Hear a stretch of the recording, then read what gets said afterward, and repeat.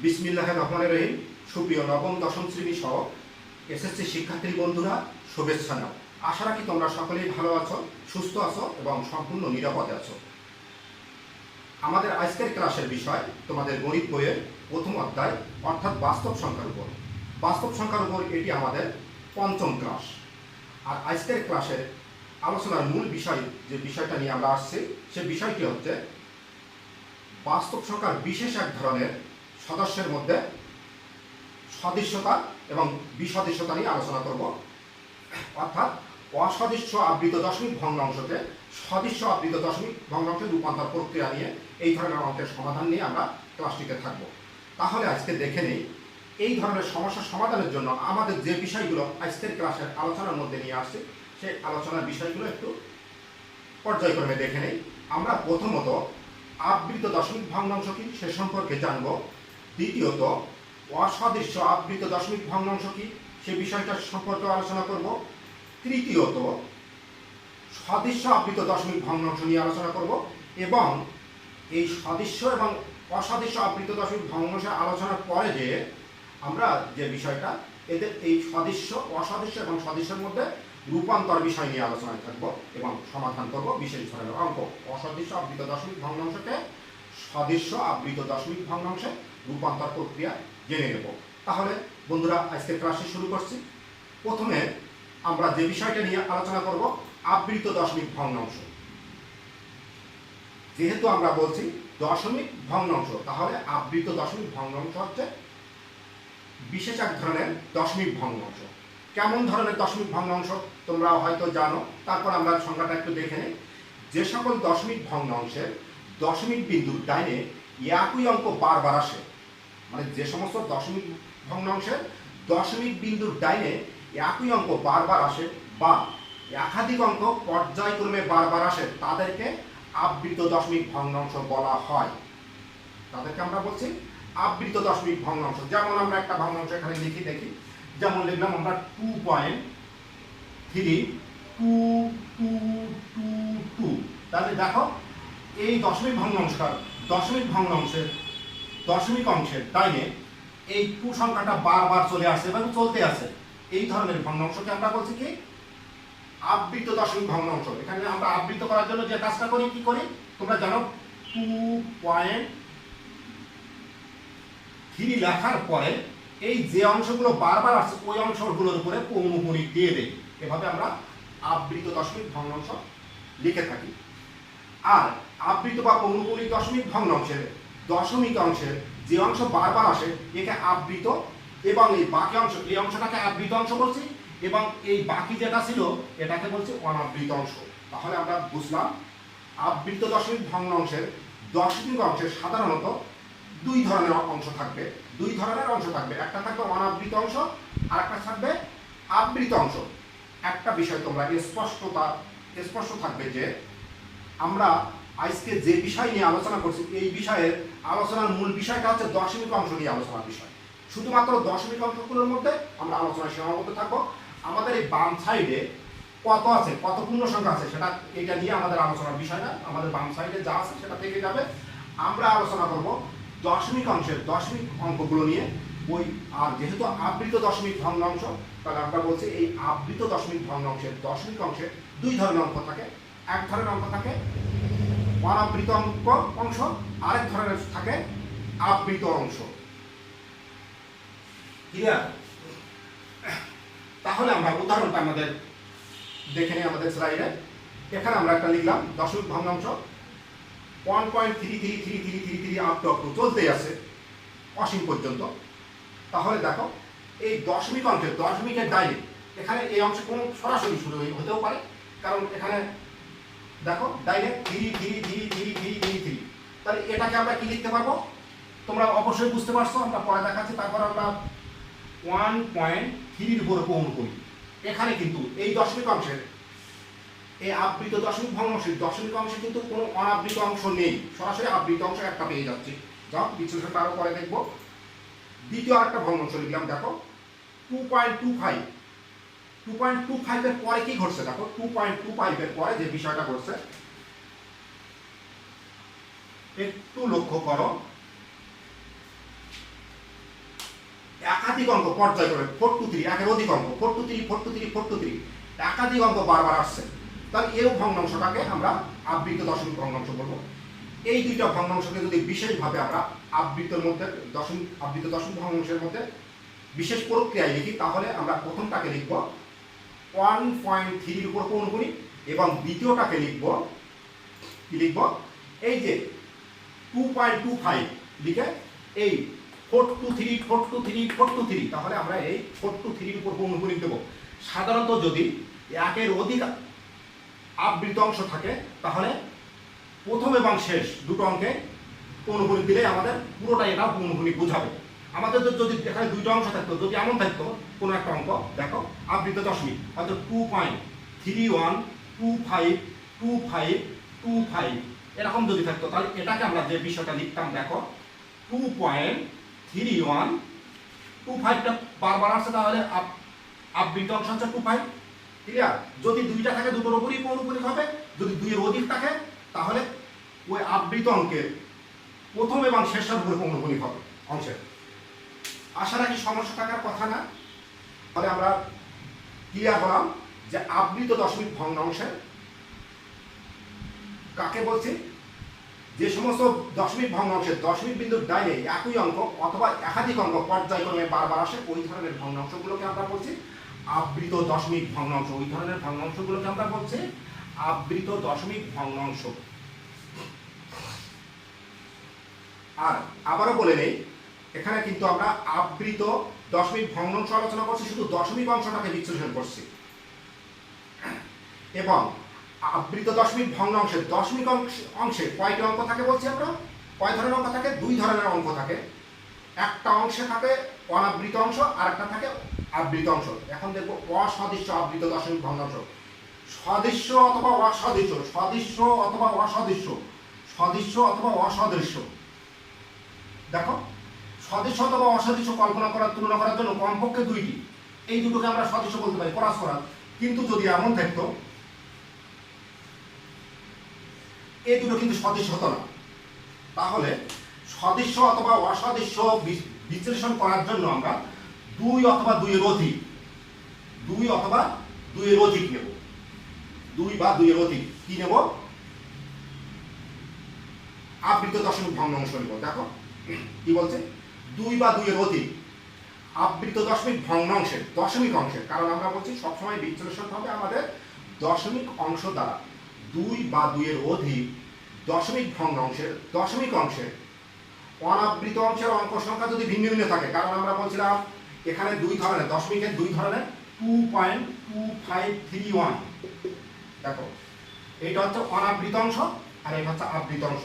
যদি আমরা আরো একটা লিখি 3.5216 এমন যদি লিখি, এই যে এর অনাবৃত অংশ এটা, এর অনাবৃত অংশ এটা, এর আবৃত অংশ হচ্ছে এটা, এর আবৃত অংশ হচ্ছে এটা। তাহলে দেখো কি বলছিলাম, দুই অথবা দুইয়ের অধিক, এ দুটোই হচ্ছে অসদৃশ্য। দুই অথবা বা দুই বা দুইয়ের অধিক আবৃত দশমিক ভগ্নাংশের দশমিক অংশের, আমরা সবসময় বিশ্লেষণ করবো দশমিক অংশ নিয়ে। দশমিক অংশের অনাবৃত অংশের অঙ্ক সংখ্যা যদি ভিন্ন ভিন্ন থাকে, অনাবৃত অংশের অঙ্ক সংখ্যা এখানে দুইটা আছে, এখানে তিনটা, ভিন্ন ভিন্ন থাকে, অথবা অনাবৃত অংশের অঙ্ক সংখ্যা ভিন্ন ভিন্ন হলে অসদৃশ্য হয়ে যাচ্ছে, যথেষ্ট, যে কোনো একটা হয়ে যাবে। তারপর আমরা সদৃশ্য আবৃতটাও দেখবো। অথবা আবৃত অংশের অঙ্ক সংখ্যা যদি ভিন্ন ভিন্ন থাকে, তাহলে উহাদেরকে পরস্পর অসদৃশ্য আবৃত দশমিক ভগ্নাংশ বলবো। পরস্পর অসদৃশ্য আবৃত দশমিক ভগ্নাংশ বলবো। এখানে যদি আমাদের এই যে পূর্ণ সংখ্যা যদি এখানে 12 আর 3, এখানে দুইটার এখানে 3 থাকলো, এখানে মিল আছে না অমিল আছে এই বিষয় নিয়ে আমাদের কোনো মাথা ব্যথা নেই, আমরা শুধু দশমিক অংশ নিয়ে বিশ্লেষণ করবো। ক্লিয়ার? তাহলে আমরা একটু উদাহরণ দেখি, তাহলে আরো বুঝতে পারবো। আমরা উদাহরণ দিচ্ছি, তারপর আমাদের যে উদাহরণটা আমরা আগের থেকে ফিক্স করছি সেই উদাহরণটা দেখি। 1.3 একটা সংখ্যা নিলাম আবৃত দশমিক, আর একটা আবৃত দশমিক নিলাম 2.25 আর আবৃত 423, আর একটা নিলাম আবৃত দশমিক ভগ্নাংশ 1.025 এর উপরে পৌনঃপুনিক।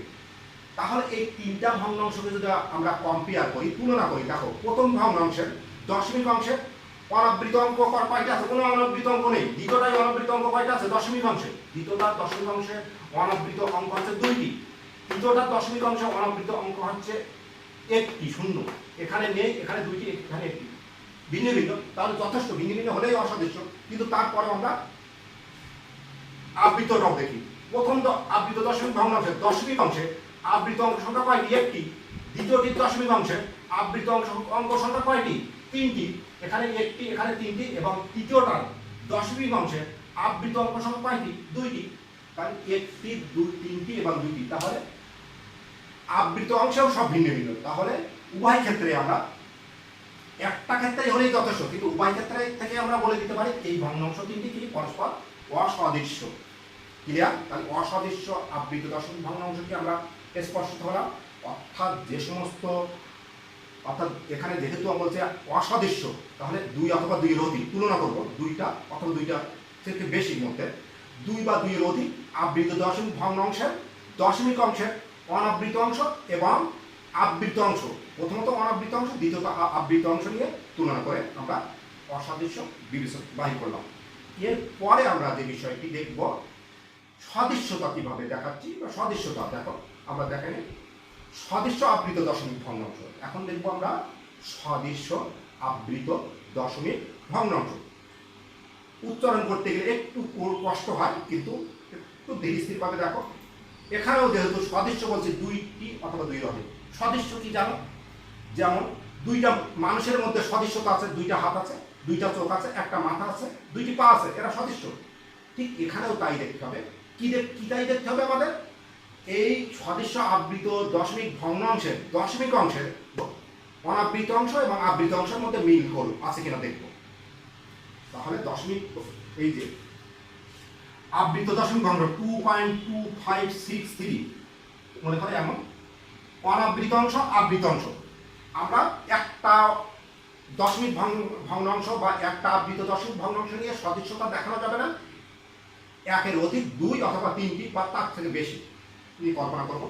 তাহলে আমরা কি বলছি দেখো। এবং এক্ষেত্রে যে বিষয়টা মনে রাখতে হবে, অনাবৃত অংশের অঙ্কগুলো সবগুলো একই ধরনের হবে, একই সংখ্যার হবে।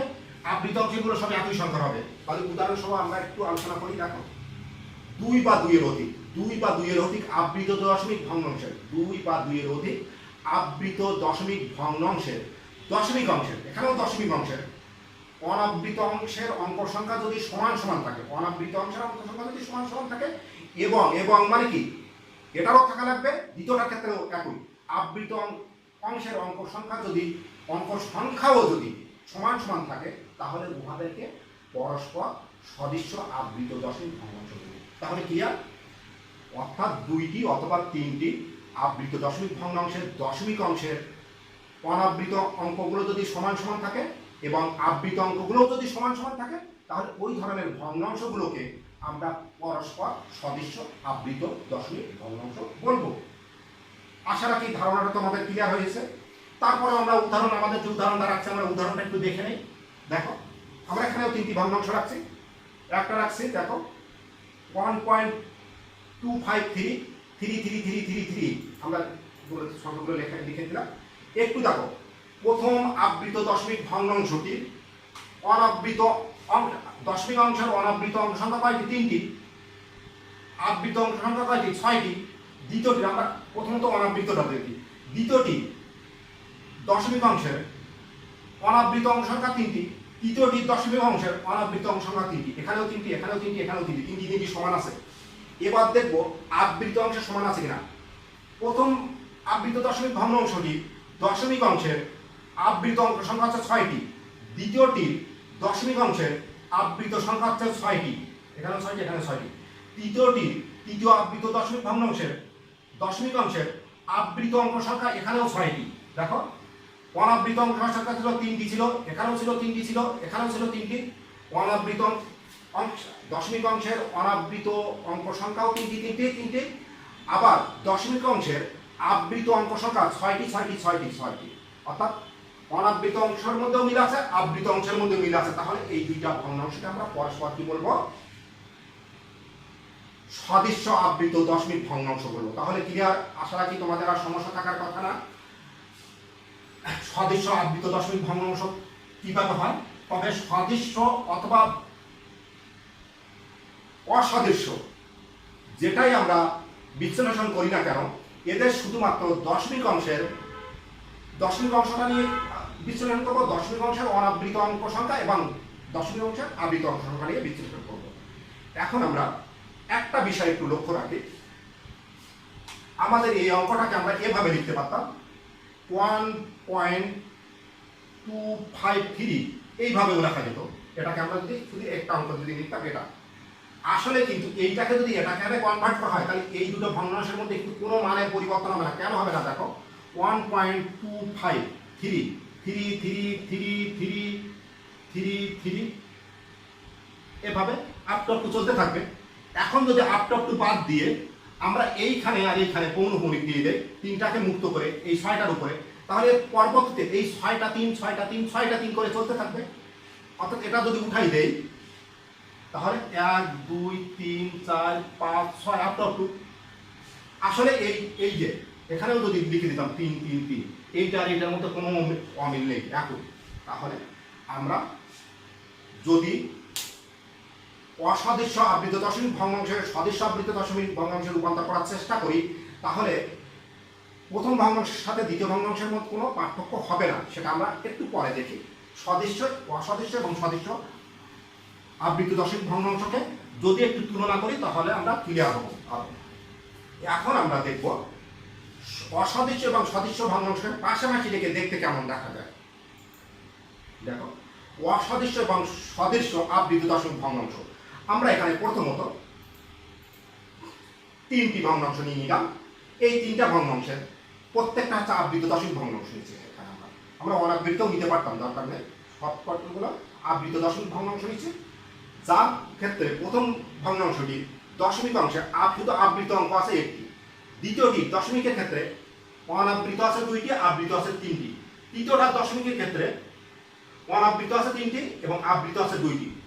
তাহলে স্পষ্টত দেখে বুঝতে পারছো এই দুটো ভগ্নাংশ পরস্পর অসদৃশ্য ভগ্নাংশ, এই 3টে ভগ্নাংশ পরস্পরের মধ্যে অসদৃশ্য। একইভাবে যদি আমরা সদৃশ্য, দেখো 3টা ভগ্নাংশ নিচ্ছি, আমরা যেহেতু আগে আলোচনা করে আসছি। দেখো, প্রথম আবৃত দশমিক ভগ্নাংশটি দশমিক অংশের অনাবৃত অঙ্ক সংখ্যা 3টি এবং আবৃত অঙ্ক সংখ্যা হচ্ছে 6টি। দ্বিতীয়টির ক্ষেত্রেও তাই 3টি 6টি, তৃতীয়টির ক্ষেত্রেও তাই 3টি এবং 6টি। অর্থাৎ প্রত্যেকটি দশমিক ভগ্নাংশের দশমিক অংশে অনাবৃত অঙ্ক সংখ্যা হচ্ছে 3টি, অর্থাৎ মিল আছে সংখ্যার দিক থেকে। এবং প্রত্যেকটা আবৃত অঙ্ক সংখ্যা, দশমিক অংশের আবৃত অঙ্ক সংখ্যা 6টি, এখানেও মিল আছে। তাহলে এই 3টি ভগ্নাংশ পরস্পর সদৃশ্য।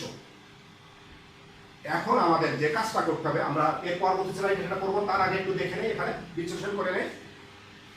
আমরা যদি এই 3টা ভগ্নাংশকে ওই ধরনের সদৃশ্য ভগ্নাংশে কিভাবে রূপান্তর করা যায়, আমরা সেই রূপান্তর প্রক্রিয়াটি পরে দেখব। তাহলে আমরা এখান থেকে একটু বিশ্লেষণ করে নেই। আমরা ক্লাসটা একটু দীর্ঘ করছি, যেহেতু বিষয়টা খুব ধীরস্থিরভাবে বোঝার চেষ্টা করতে হয়, এজন্য আমরা এই বিশ্লেষণ সদৃশ্য অসদৃশ্যকে সদৃশ্য বিশ্লেষণ করতে গেলে আমরা প্রত্যেকটা আবৃত দশমিক ভগ্নাংশ অথবা প্রত্যেকটা ভগ্নাংশের দশমিক অংশের প্রথমত অনাবৃত অঙ্ক সংখ্যা, দ্বিতীয়ত আবৃত অঙ্ক সংখ্যাগুলোর মধ্যে বিশ্লেষণ আনবো। প্রথমটার ক্ষেত্রে অনাবৃত অঙ্ক আছে, কোনো অঙ্ক নেই। দ্বিতীয়টার ক্ষেত্রে আছে 2টি, প্রথমটার ক্ষেত্রে নেই, দ্বিতীয়টার ক্ষেত্রে আছে 2টি, তৃতীয়টার ক্ষেত্রে আছে 3টি। আমাদের এই অনাবৃত অঙ্কগুলোর ক্ষেত্রে সর্বাধিক যত আছে ততটা নেব। সর্বাধিক কত আছে? 3টি। সর্বাধিক অঙ্ক কয়টি আছে? 3টি আছে। এবার আবৃত অংশে প্রথমটা আছে 2টি, 1টি, দ্বিতীয়টা আছে 3টি, তৃতীয়টা আছে 2টি। তাহলে 1 3 আর 2 আবৃত অংশের ক্ষেত্রে এদের লসাগু কত হবে? 6। তাহলে আমরা যখন এই 3টা ভগ্নাংশকে সদৃশ্যতা তৈরি করতে যাব, তখন প্রত্যেকটা ভগ্নাংশের দশমিক অংশে অনাবৃত অংশে অঙ্ক থাকবে 3টি আর আবৃত অঙ্ক থাকবে 6টি। তাহলে আমরা এটাকে যদি রূপান্তর করতে হবে 21.3, তাহলে 3 দিতে থাকে, 3 এভাবে দিয়ে দিলাম। দেখি তিনটাকে কি রাখবো? অনাবৃত রাখবো। 6টাকে 1 2 3 4 5 6 আমাদের একটা বেশি হয়ে গেছে। তাহলে এইখানে এইখানে পৌনঃপুনিক দিয়ে দিলাম। বুঝতে পারছো? ক্লিয়ার? একইভাবে দ্বিতীয়টার ক্ষেত্রে 2.25, এরপরে 4 2 3 4 2 3 4 দিলাম। তাহলে আমরা প্রথমত তিনটাকে অনাবৃত রাখবো, এরপরে 6টা 1 2 3 4 5 6 এইখানে একটা পৌনঃপুনিক দিয়ে দেবো, এখানে একটা পৌনঃপুনিক দিয়ে দেবো। ক্লিয়ার? তাহলে দেখো এই দুইটা কিন্তু পরস্পর সদৃশ হয়ে গেছে। তৃতীয়টার ক্ষেত্রে ট্রাই করবো 1 পয়েন্ট যে পর্যন্ত আছে আমরা লিখে 0 2 1, এরপরে 2 5 2 5 2 5 2 5। ক্লিয়ার? তাহলে প্রথম তিনটা অনাবৃত রাখবো, এইটাকে আবৃত করে দেবো। তাহলে দেখো আমরা খুব সহজেই অসদৃশ্য আবৃত দশমিক ভগ্নাংশকে সদৃশ্য আবৃত দশমিক ভগ্নাংশে রূপান্তর করে দিতে পারি। আমরা এর পরেও বিস্তারিত দেখব। তাহলে আমরা এখানে একটা বিষয় কিন্তু ক্লিয়ার হলাম যে যে ভগ্নাংশগুলোর মধ্যে আমরা সদৃশ্যতা তৈরি করব, ওই ভগ্নাংশগুলোর ওই আবৃত দশমিক ভগ্নাংশ অথবা দশমিক ভগ্নাংশগুলোর দশমিক অংশের অনাবৃত অংশ এবং আবৃত অংশ নিয়ে বিশ্লেষণ করে ওই অনাবৃত অংশের মধ্যে সমান করব, আবৃত অংশের মধ্যে সমান করব। অনাবৃত অংশের মধ্যে সমান করার জন্য আমরা কি করব, সর্বাধিক যতটা সংখ্যা আছে তত নেব, আর আবৃত অংশের মধ্যে সমান করার জন্য ওই সংখ্যাগুলোর লসাগু যত হবে ততটা নেব। তাহলে আমরা চলে যাই আমাদের পরের অঙ্কে। আসলে আমাদের অঙ্ক প্রায় বিশ্লেষণ শেষ হয়ে গেছে, তারপরে আমরা গাণিতিকভাবে কিভাবে করা লাগে সেটা দেখব। এরপরে আমরা চলে আসছি সদৃশ্য ভগ্নাংশের রূপান্তর, অসদৃশ্যকে সদৃশ্য ভগ্নাংশের রূপান্তর, আবৃত দশমিক সদৃশ্য আবৃত দশমিক ভগ্নাংশের রূপান্তর। এখানে আমরা হিডিংসটা একটু শর্ট করে রাখছি, অসদৃশ্যকে সদৃশ্য না লিখে আমরা সংক্ষেপে দেখলাম এটা। তাহলে এখন দেখো আমরা এখানে তিনটা ভগ্নাংশ নিচ্ছি আগের মতোই। 3.467 একটা ভগ্নাংশ, 2.01243 পৌনঃপুনিক এই তিনটার উপরে, তৃতীয়টা 7.5256। এখন প্রশ্ন আসতে পারে তোমাদের কাছে, প্রথম ভগ্নাংশটা তো আবৃত দশমিক ভগ্নাংশ না, আমরা বিশেষ প্রক্রিয়ায় সাধারণ ভগ্নাংশকে আবৃত দশমিক ভগ্নাংশে প্রকাশ করতে পারি, সেটা দেখাবো কিভাবে হয়। কারণটা কি, যদি আমাদের আবৃত অংশ বাড়ানো থাকে 3.467, আমাদের ডাইনে তো কি অঙ্ক 6টা রাখতে হবে, তাহলে 6টা কি 467 কিন্তু তো আবৃত নেই, এই জন্য আমরা ডাইন সাইডে 0 তৈরি করে নেব, 0 তৈরি করে নেব। 6টা 7টা 8টা যটা যেগুলো পৌনঃপুনিক হয় এভাবে বসাই দেবো। ক্লিয়ার? কারণ দশমিকের ডাইনে যত 0 দাও মানের কোনো পরিবর্তন হবে না। সদৃশ্যতা আনার জন্য এই কাজটা করব আমরা, যদি আবৃত অংশ না থাকে। তাহলে আমরা দেখি এখন এই তিনটি ভগ্নাংশকে আমরা কি করব, সদৃশ্য আবৃত দশমিক, এই অসদৃশ্য আবৃত দশমিক তিনটি ভগ্নাংশকে সদৃশ্য আবৃত দশমিক ভগ্নাংশে রূপান্তর করব বা পরিবর্তন করব। তাহলে প্রথম ভগ্নাংশটা বিশ্লেষণ করি। এই প্রথম ভগ্নাংশটিকে দশমিক অংশে, দেখো দশমিক অংশে অনাবৃত অঙ্ক সংখ্যা 3টি আছে, আবৃত অঙ্ক সংখ্যা হচ্ছে 0, তাই আছে। অতএব দশমিক অংশে অনাবৃত অঙ্ক সংখ্যা 3 এবং আবৃত অঙ্ক সংখ্যা 0। দ্বিতীয়টির ক্ষেত্রে এই দ্বিতীয় ভগ্নাংশে দশমিক অংশে দেখো অনাবৃত অঙ্ক সংখ্যা 2টি এবং আবৃত অঙ্ক সংখ্যা 3টি। আমরা দেখি, আমাদের লেখায় সেটা লিখছি। অতএব দশমিক অংশে অনাবৃত অঙ্ক সংখ্যা 2টি এবং আবৃত অঙ্ক সংখ্যা 3টি। একইভাবে তৃতীয় ভগ্নাংশটিকে, তৃতীয় আবৃত দশমিক ভগ্নাংশটিকে দশমিক অংশে অনাবৃত অঙ্ক সংখ্যা হচ্ছে 2টি এবং আবৃত অঙ্ক সংখ্যা হচ্ছে 2টি। তাহলে এই তিনটা ভগ্নাংশে দেখো, তিনটা ভগ্নাংশের এই তিনটি ভগ্নাংশের মধ্যে যদি বিশ্লেষণ করি, প্রথমটায় অনাবৃত অঙ্ক 3টি, দ্বিতীয়টায় অনাবৃত অঙ্ক 2টি, তৃতীয়টায় অনাবৃত অঙ্ক 3টি, তাহলে সর্বাধিক অনাবৃত অঙ্ক কয়টি আছে? 3টি আছে। আর আবৃত অঙ্ক প্রথমটাই নেই, দ্বিতীয়টায় 3টি এবং তৃতীয়টায় 2টি, তাহলে 3 আর 2 লসক কত আছে? 6 আছে। তাহলে দেখো সেটা আমরা লিখছি আগে। প্রদত্ত সংখ্যাগুলোর মধ্যে অনাবৃত অঙ্ক সংখ্যা সবচেয়ে বেশি। এই প্রদত্ত দশমিক সংখ্যাগুলোর মধ্যে দেখো দশমিক অংশে অনাবৃত অঙ্ক সংখ্যা সবচেয়ে বেশি আছে 3টি এবং আবৃত অঙ্ক সংখ্যা এটাই যেহেতু নেই, আবৃতটাই নেই, তাহলে আছে কত? 3 আর 2, 3 ও 2 এর লসাগু হচ্ছে 6। তাহলে এই সংখ্যাগুলো যখন আমরা সদৃশ্য তৈরি করব, সদৃশ্য আবৃত দশমিক ভগ্নাংশ তৈরি করব, প্রত্যেকটার ভগ্নাংশের অনাবৃত অংশের অঙ্ক সংখ্যা হবে 3টি এবং আবৃত অংশের অঙ্ক সংখ্যা হবে 6টি। তাহলে আমরা সেই কথাটাই লিখছি।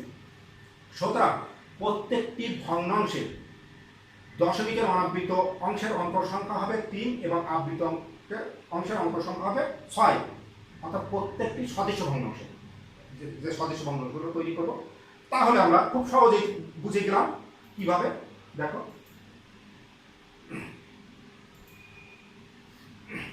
আমরা এই অংশটাকে একটু দেখি। দেখো এই 3টা ভগ্নাংশ, প্রথমটাকে আমি সরাসরি এতে দেখাচ্ছি। দেখো স্লাইডে, কারণ আমার 4 6 7 এর পরে তো আর কোনো কিছু নেই, তাহলে আমরা পরপর 0 দিয়ে দেবো, পরপর 0 দিয়ে আমরা নিয়ে নেব। 6টি নিয়ে নিলাম, তাহলে আমাদের সেই একই কথা, অনাবৃত 3টি, আবৃত 6টি হয়ে যাব। একইভাবে এটার ক্ষেত্রেও তাই। আমরা স্লাইডে সরাসরি আনছি। আমরা পরবর্তীতে এখানে যদি আমরা করতাম তাহলে কিভাবে করতাম। দেখো আমাদের এখানে কি ছিল, 2.01243 পর্যন্ত রাখলাম। অনাবৃত কয়টা রাখবো, 3টি। এরপরে আমাদের 6টি, এখান থেকে 1 2 3 4 5, 1 2 3 4 5 6, এখান থেকে এটা, বুঝতে পারছো? ঠিক এটার ক্ষেত্রে আমরা এটা তো লিখছি, ঠিক এটার ক্ষেত্রে আমরা যেটা লিখবো লাস্টেরটার ক্ষেত্রে 7.52। এরপর আমরা সেই একইভাবে 5 6 5 6 5 6 তিনটা অনাবৃত রেখে এখানে পঙ্গুনি দেবো। এখান থেকে 6টি, 1 2 3 4 5, তাহলে এরপরে আবার 5 আসবে, 5 6 আমরা 5 পর্যন্ত। ক্লিয়ার? তাহলে দেখো আমরা কিন্তু অসদস্যকে সদস্য ভগ্নাংশে রূপান্তর প্রক্রিয়া নিজেরাই পারবো। এখানেও তাই করছি, 3টাকে ঠিক ওই অঙ্কটা এখানে রাখছি, 0 1 2। একইভাবে এটাকে তাই করছি। দেখো তাহলে আশা রাখি বন্ধুরা তোমাদের কোনো সমস্যা থাকার কথা না। একটা বিষয় মনে রাখবা, এই আবৃত দশমিক ভগ্নাংশের ক্ষেত্রে আমরা যখন অসদস্যকে সদস্যে রূপান্তর করব, তখন এই দশমিক অংশের অনাবৃত অংশ নিয়ে বিচ্ছুরণ করব, তারপর আবৃত অংশ নিয়ে বিচ্ছুরণ করব, এবং ভগ্নাংশগুলোর অনাবৃত অংশের অঙ্ক সংখ্যা পরস্পর সমান থাকবে এবং আবৃত অংশের অঙ্ক সংখ্যাও পরস্পর সমান দেখাতে হবে, তাহলে এরা সদস্যতা পাবে। আর অনাবৃত অংশের অঙ্ক সংখ্যা কয়টি হবে, আমরা মূল ভগ্নাংশগুলোর অর্থাৎ অসদস্য ভগ্নাংশগুলোর আবৃত অংশগুলো বিশ্লেষণ করে সর্বাধিক যত থাকবে ততটি হবে। যেহেতু এখানে সর্বাধিক 3টি ছিল, 3টি।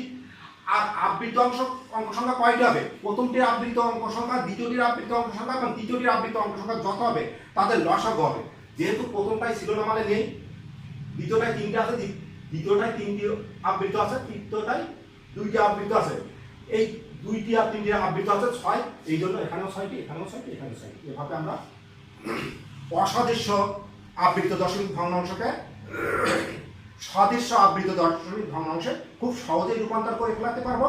আরেকটা বিষয় মনে রাখবা, আমাদের এটা একান্তই এই জন্য দরকার, যখন আমরা এই সদস্য আবৃত দশমিক ভগ্নাংশের যোগ এবং বিয়োগ করব, যোগ এবং বিয়োগের ক্ষেত্রে আগে অবশ্যই আমাদের সদস্য আবৃত দশমিক ভগ্নাংশে রূপান্তর করে নিতে হবে। যদি আমরা এই অসদস্য আবৃত দশমিক ভগ্নাংশকে সদস্য আবৃত দশমিক ভগ্নাংশে এভাবে রূপান্তর প্রক্রিয়াটা শিখে নেই, তাহলে এর মাধ্যমে আমরা যোগ এবং বিয়োগটা একেবারেই সহজে করে দিতে পারবো, কোনো সমস্যা থাকবে না। ক্লিয়ার? তাহলে আজকে আমরা এ পর্যন্তই রাখছি। একটু চেষ্টা করে নিও। আবারও বলে দেই, এই সদস্য অথবা অসদস্য আবৃত দশমিক, অসদস্য আবৃত দশমিক অথবা সদস্য আবৃত দশমিক ভগ্নাংশের বিশ্লেষণটা আমাদের শুধুমাত্র দশমিক অংশ অঙ্কগুলো নিয়ে হবে।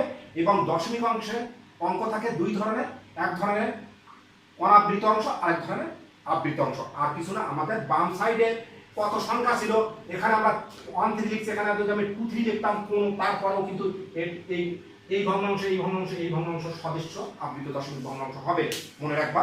কারণ আমাদের বাম সাইডে পূর্ণ সংখ্যা নিয়ে আমাদের কোনো মাথা ব্যথা নেই। আমাদের সদস্যতা দেখাতে হবে, দেখাইছি বা দেখাতে হবে শুধুমাত্র দশমিক অংশগুলো।